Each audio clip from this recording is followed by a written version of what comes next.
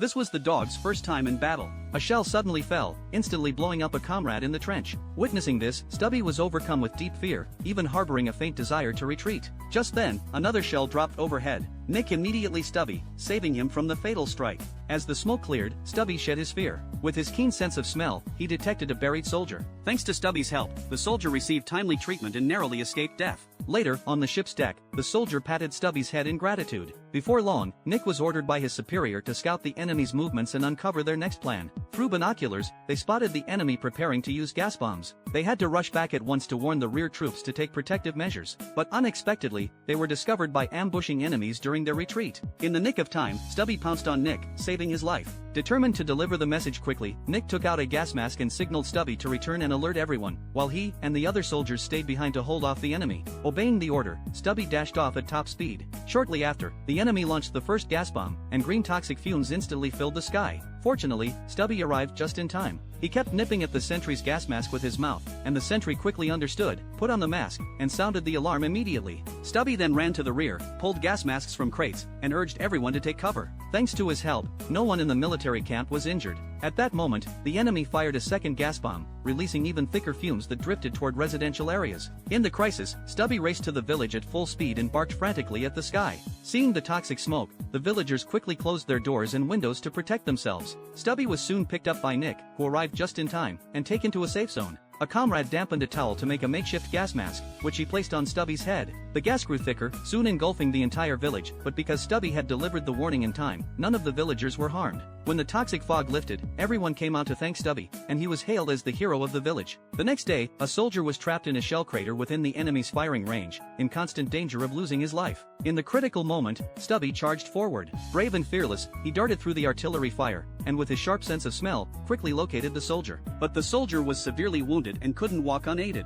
Stubby immediately barked loudly toward the rear. Once the exact location was confirmed, the commander ordered smoke grenades to be fired to cover the rescue, and the comrade was brought back safely. After this incident, Stubby gained immense respect in the camp. Every soldier looked up to him as a role model. To thank him for his bravery during the gas attack crisis, the villagers tailored a military uniform just for him, and his comrades gave him a properly fitting gas mask. Stubby had become a crucial figure in the war. As time went on, the battle intensified. The enemy, showing signs of defeat, grew desperate and launched a large-scale final charge. 3 enemy soldiers tried to sneak attack from the rear, but Stubby spotted them. He took the initiative to lure them into pursuit, while Nick and the others lay in ambush ahead. Through their perfect coordination, the 3 enemy soldiers were quickly subdued. The fighting grew even fiercer. A hand grenade landed beside a soldier, and in the nick of time, Stubby suddenly rushed out, grabbed the grenade in his mouth, and sprinted away. With a loud explosion, Stubby was buried under planks, barely alive. He was rushed to the hospital for treatment. Without Stubby by his side, Nick was listless all day, even suffering from hallucinations. He waited countless times for Stubby to appear, but each time, it was in vain. 3 months later, Stubby gradually recovered.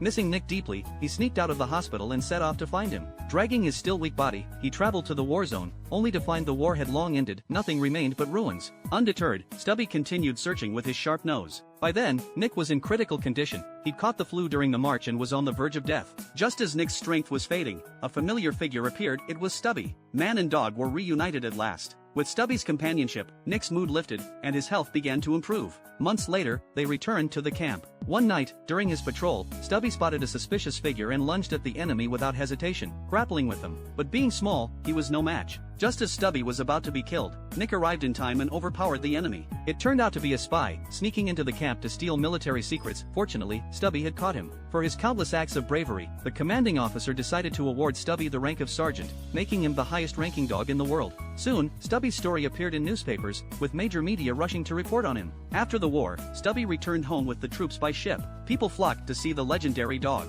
Statistics show that Stubby participated in 17 battles, captured over 10 prisoners, and rescued hundreds of comrades. Wouldn't you want a dog like Stubby?